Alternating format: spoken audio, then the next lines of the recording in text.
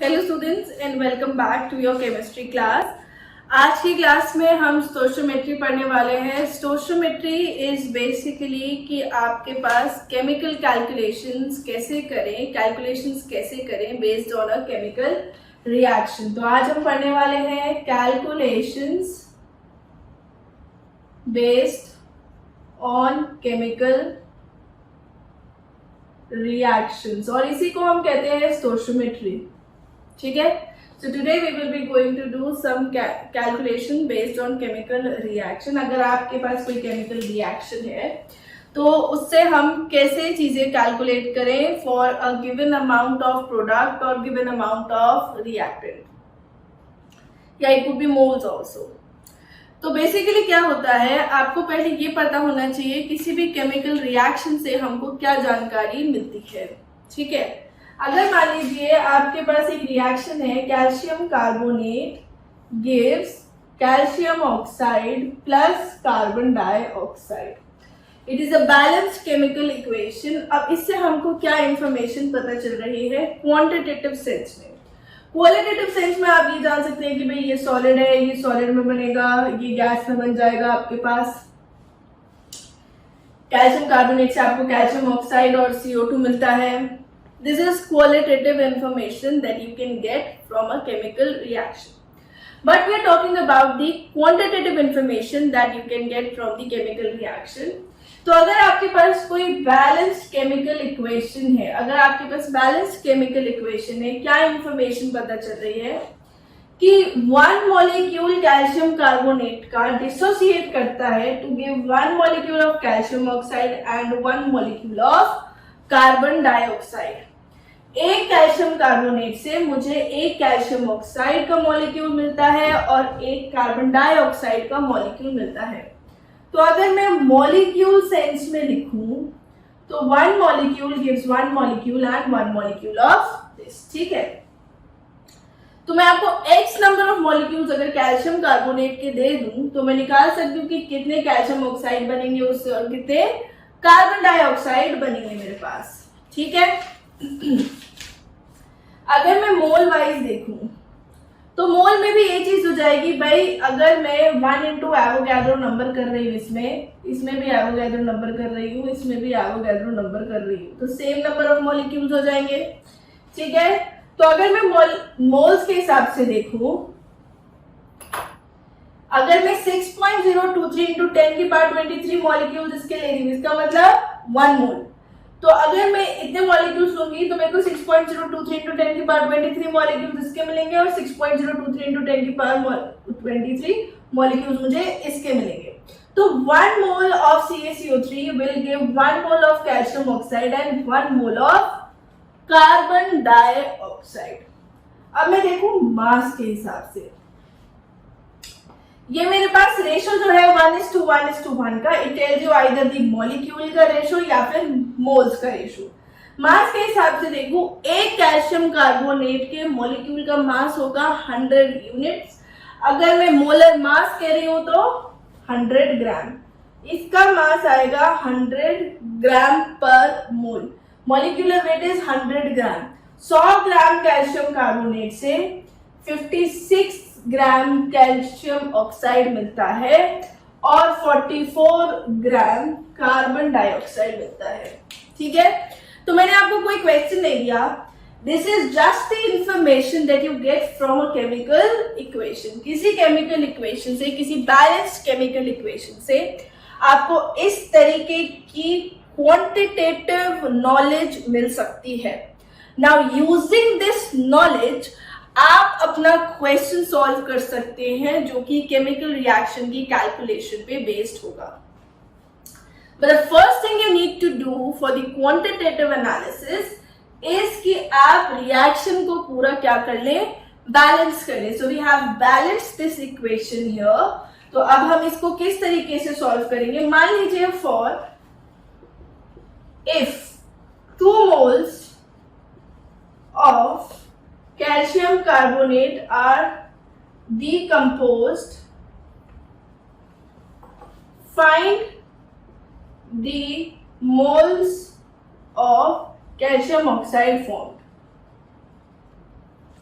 ये मैंने आपको क्वेश्चन दे दिया। अब इसमें हम गिवन इक्वेशन की जानकारी से इसी चीज को अगर हम इस क्वेश्चन पे लगाएं, 1 मोल कैल्शियम कार्बोनेट जब डिकम्पोज होता है तो 1 मोल कैल्शियम ऑक्साइड मिलता है। तो 1 मोल CaCO3 gives 1 mole of CaO। ठीक है, तो 2 मोल CaCO3 क्या देगा? 2 mole of CaO. So this is the information you get from a chemical reaction and used it to find the unknown. ठीक है, अब इसकी जगह मैं आपसे बोलूं, if you are given with suppose 150 gram of CaCO3 is decomposed, find the amount of CaO formed। ठीक है, 150 ग्राम अगर हम कैल्शियम कार्बोनेट का डीकम्पोजिशन करते हैं तो आपके पास कितना कैल्शियम ऑक्साइड बनेगा, आपको इस दफे वो निकालना है। ठीक है, कितना कैल्शियम ऑक्साइड आपके पास बनेगा अगर हम 150 ग्राम्स ऑफ कैल्शियम कार्बोनेट का डीकम्पोजिशन करते हैं तो। ठीक है, तो हमने क्या देखा, यहाँ पे क्या था, 100 ग्राम ऑफ कैल्शियम कार्बोनेट। ये रिएक्शंस आपको लिखनी पड़ेंगी कि भाई डीकम्पोजिशन की रिएक्शन क्या है, या फिर रिएक्शन क्वेश्चन में गिवन होंगी, आपको बैलेंस करना है। If it is given balance तो बहुत ही अच्छी बात है, उससे बढ़िया क्वेश्चन है नहीं, इजी क्वेश्चन नहीं है कोई।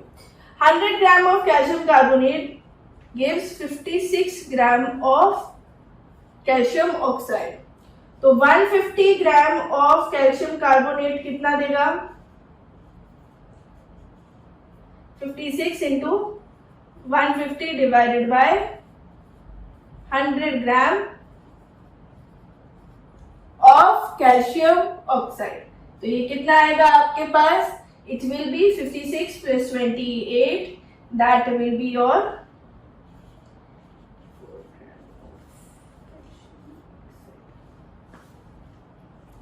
ठीक है, तो it will be 84 gram of calcium oxide आपको मिल जाएगा if you are decomposing 150 gram of calcium carbonate। ठीक है,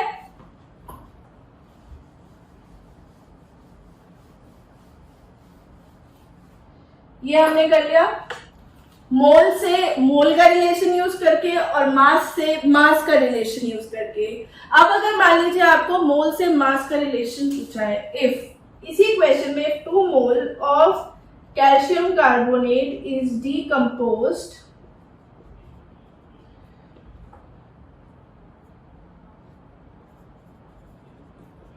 find the amount of CO2 formed।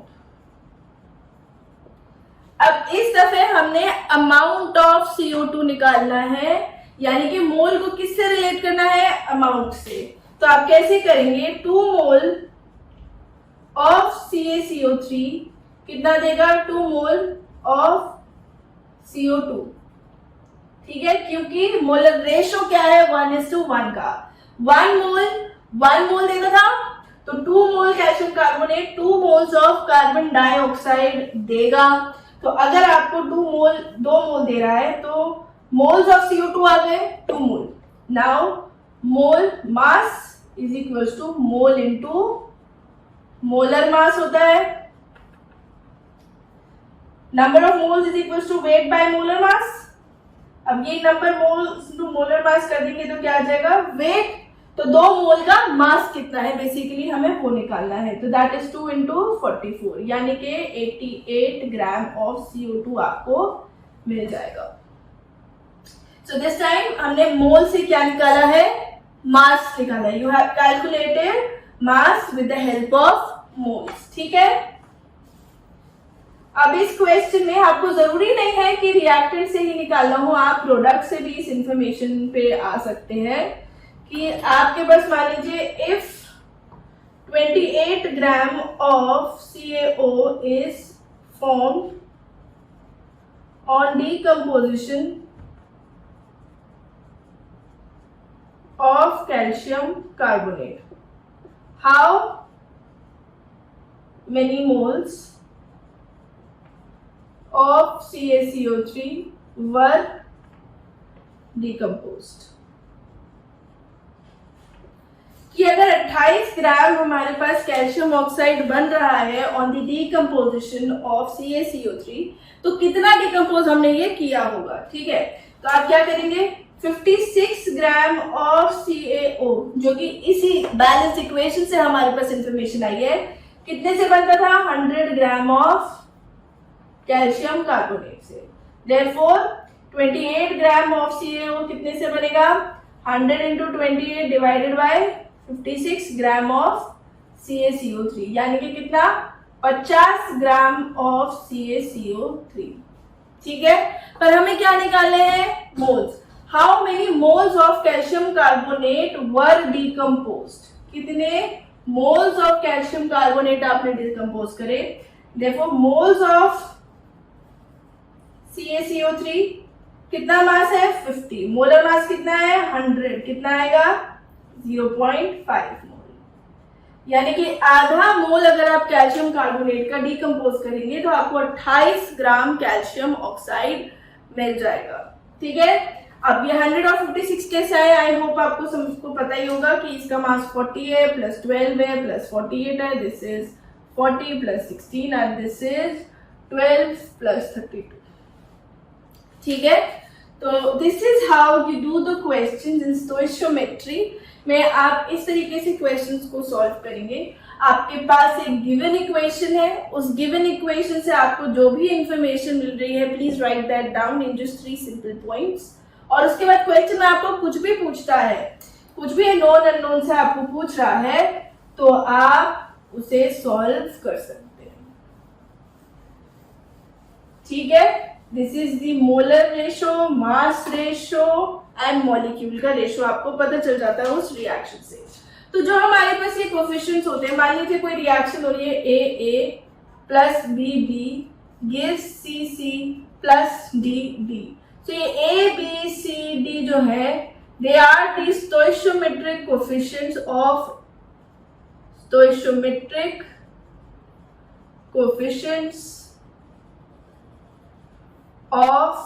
A, B, C and D respectively. तो यही स्टोइशियोमेट्रिक कोफिशिएंट्स आपको रिलेशन बताते हैं between their moles, their masses, their molecules की कितने से कितना बन रहा है, कितने से. तो आपको क्वेश्चन में कोई भी अगर इंफॉर्मेशन गिवन है तो आप उसे कैलकुलेट कर सकते हैं. ठीक है, सो रेशो यही हो जाएगा A:2. अगर A B में हमें निकालना है, A कितना रिएक्ट करेगा कितने B के साथ, तो A:B का आ जाएगा रेशो. ठीक है, तो हम आपकी किताब के थोड़े से क्वेश्चंस कुछ डिस्कस कर लेते हैं इसके ऊपर. क्वेश्चन नंबर जो हम पहला वाला कर रहे हैं, complete the following blanks in the equation as indicated. आपके पास एक इक्वेशन गिवन है, इस इक्वेशन के अकॉर्डिंग आपको कुछ ब्लैंक्स फिल करने हैं जो कि क्वेश्चन में गिवन है.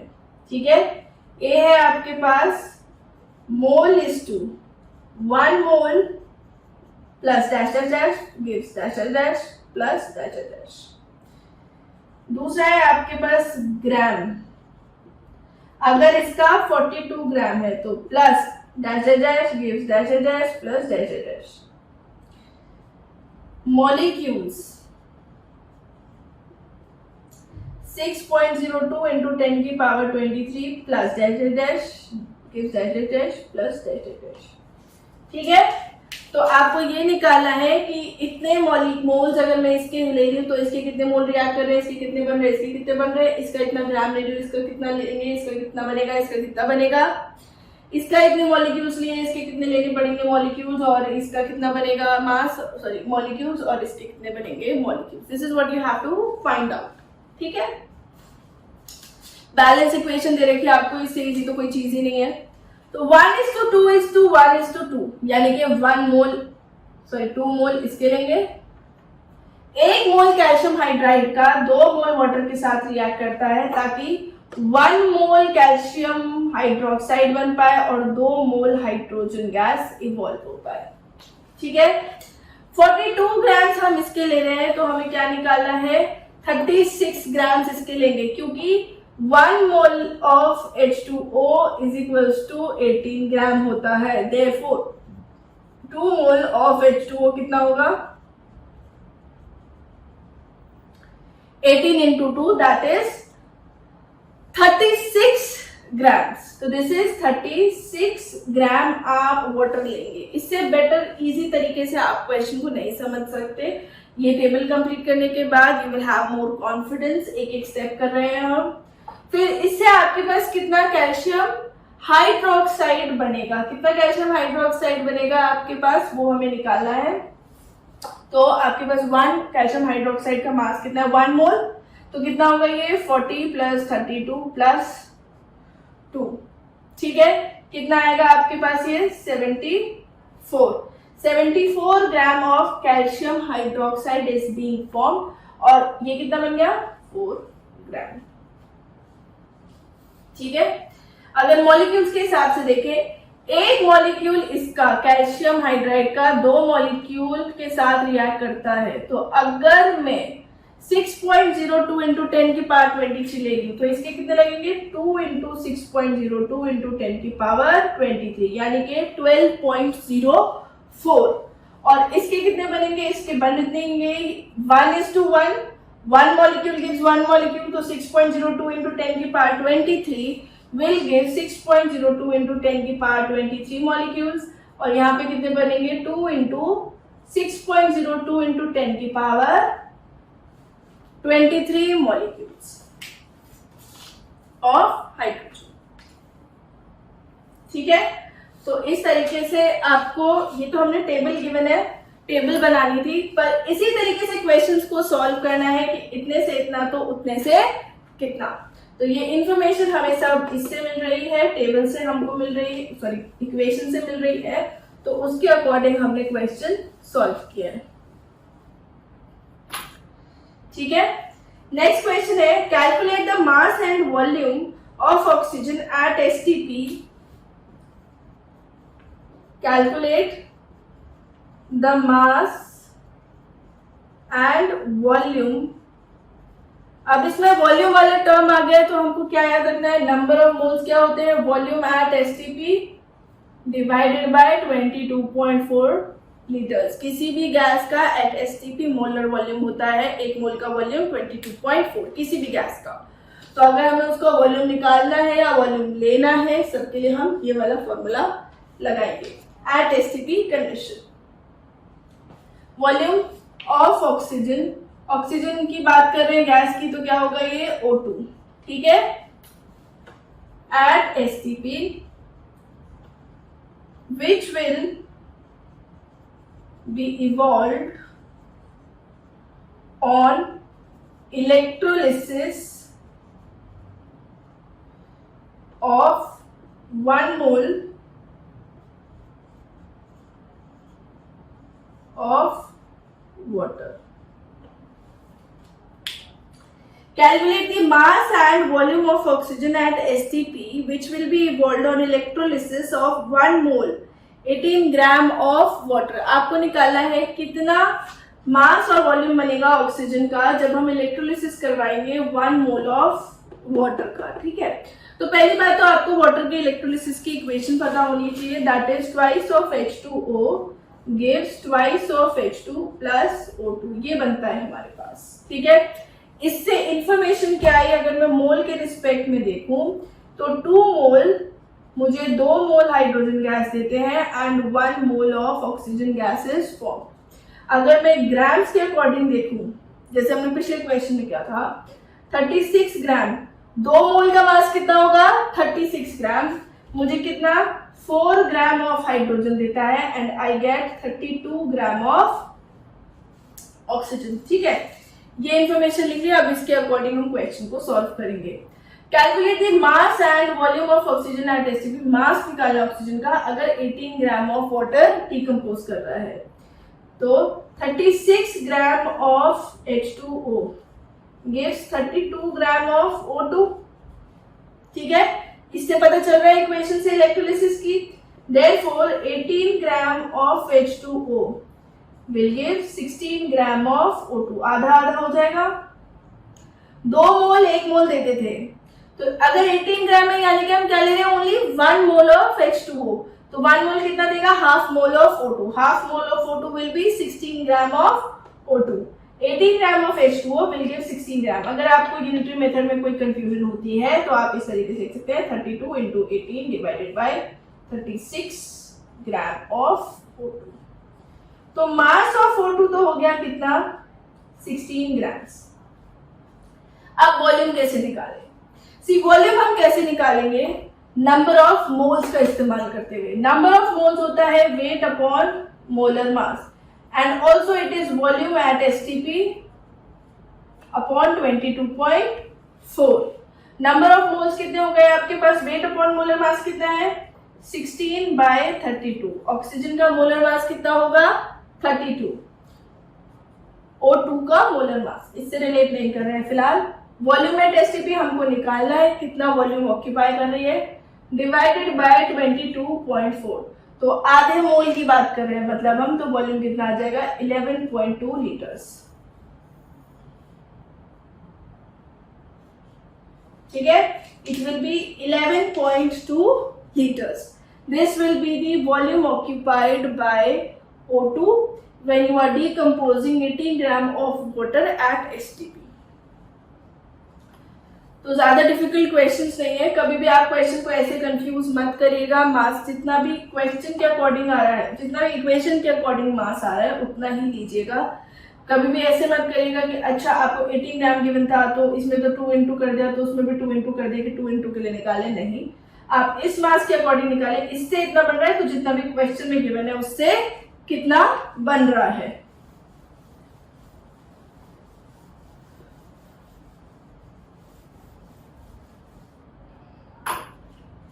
ठीक है, नेक्स्ट क्वेश्चन है हमारे पास, aluminium carbide reacts with water according to the following equation.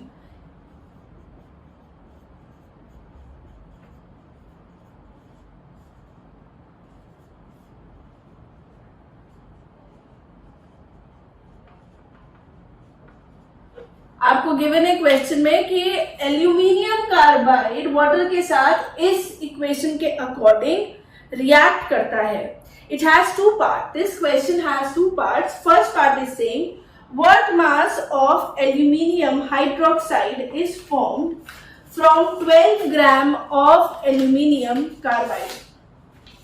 I will only tell the trick here. You have to do the calculations yourself. इस क्वेश्चन में अपने आप इन कैलकुलेशंस को करके you have to send the answers. तो aluminium carbide आपके पास वाटर से रिएक्ट कर रहा है। Now what mass of aluminium hydroxide, first part is saying कि एल्यूमिनियम हाइड्रोक्साइड का वेट बताना है आपको, कितना बनेगा जब आपके पास हम वेट ऑफ एल्यूमिनियम कार्बाइड कितना ले रहे हैं, 12 ग्राम। ठीक है, तो पहली बात तो इस इक्वेशन से आपको इंफॉर्मेशन लिखनी है कि कितने मोल आपके पास बन रहे हैं एल्यूमिनियम कार्बाइड, कितने मोल हम ले रहे हैं एल्यूमिनियम कार्बाइड के। Number of moles of Al4C3 you are taking will be weight of Al4C3 divided by molar mass of Al4C3। ठीक है, तो नंबर ऑफ मोल्स कितने हो गए, 12, इसके हम मोल्स ले रहे हैं, सॉरी मास ले रहे हैं। मोलर मास एल्यूमिनियम कार्बाइड का होता है 144, एल्यूमिनियम का मास होता है आपके पास 27 और कार्बन का मास है 12। 4 एल्यूमिनियम है इसके अंदर, 27 इंटू 4 और 3 कार्बन है तो 12 इंटू 3 को ऐड कर देंगे। ठीक है, ये number of moles of Al4C3 आ गए। एक मोल से कितने मोल बन रहे हैं, मोल रेशियो देखूं मैं तो 1:12:3:4। ठीक है, 1 mole of Al4C3 gives 4 mole of aluminium hydroxide। ठीक है, तो ये 1/12 भी आएगा, तो 1/12 1/12 mole of aluminium carbide will give 1/12 into 4 mole of aluminium hydroxide. कितना है ये? 1/3 mole of aluminium hydroxide. ठीक है, तो मास ऑफ aluminium hydroxide आपको निकालना था. That will be molar mass of aluminium hydroxide into moles of aluminium hydroxide form. तो यानी कि जितना भी मोलर मास एल्यूमिनियम हाइड्रोक्साइड का होता है इनटू 1/3 करना है. So this calculation you have to do yourself and send in the answers. Simple question है, हमने मोल के अकॉर्डिंग रिलेट कर लिया इस क्वेश्चन को. आप चाहते हो तो यहाँ पे मास के हिसाब से भी लिख सकते हैं कि मास के अकॉर्डिंग कैसे आएगा. इस तरीके से कैलकुलेशन थोड़ी इजी पड़ती है, तो you can write it like that. आप ये निकाल सकते थे कि 144 से कितना बन रहा था, तो 12 ग्राम से कितना बनेगा. आप इस तरीके से भी क्वेश्चन कर सकते हैं and do it that way and send in the answers. ठीक है, नेक्स्ट पार्ट इस क्वेश्चन का बोल रहा है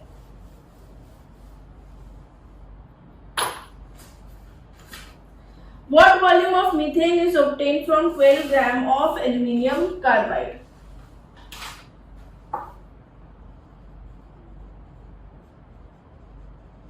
वन 44 ग्राम मीथेन आपके पास होती है 16 ग्राम की. ठीक है, आपसे पूछा है वॉल्यूम ऑफ बी पार्ट में कितना वॉल्यूम मीथेन का बनेगा अगर हम 12 ग्राम एल्यूमिनियम कार्बाइड को डिकम्पोज कर रहे हैं. ठीक है, तो मास की वैसे इसमें खासा जरूरत नहीं है. Number of moles of Al4C3 कितना निकाला था? 1/12 12 ग्राम के लिए. अभी लास्ट पार्ट में हमने निकाला था number of moles of Al4C3 will be 1/12. Therefore number of moles of CH4 कितने बनेंगे? एक मोल से कितने बन रहे थे? 3 मोल. तो यानी कि इसका थ्राइस 1/12 इंटू 3 यानी कि 1/4 मोल इसके बन जाएंगे. आपसे क्योंकि वॉल्यूम पूछा है तो आप डायरेक्टली मोल से रिलेट कर दीजिए इसको. तो number of moles of CO2 will be 0.25, यही आएगा 0.25. फिर उसके बाद में आप इसके लिए number of moles of CO2 will be volume of CO2 divided by 22.4, क्योंकि STP में आपसे पूछा गया है कितना मीथेन बनेगा. What volume of methane is obtained. अगर कुछ भी गिवन नहीं है तो हम STP की कंडीशन ही मान के चलते हैं. ये 2018 का आया हुआ क्वेश्चन है, तो आप इसे कैसे करेंगे? 0.25 into 22.4 that will be volume of CO2. ठीक है, तो इसका भी आंसर पूरा कंप्लीट करके पूरा सोल्यूशन करके इस क्वेश्चन का आपको हमको भेजना है. Please send in the answers of this question that we have discussed. इसके अलावा आपकी बुक के अंदर बहुत सारे क्वेश्चंस हैं relating the molar masses, the empirical formula, the percentage, whole mole concept in stoichiometry पे बहुत सारे क्वेश्चंस हैं. Do try all of those and wherever you are facing the problem आप हमसे पूछ सकते हैं. Please try to solve them and ask your queries.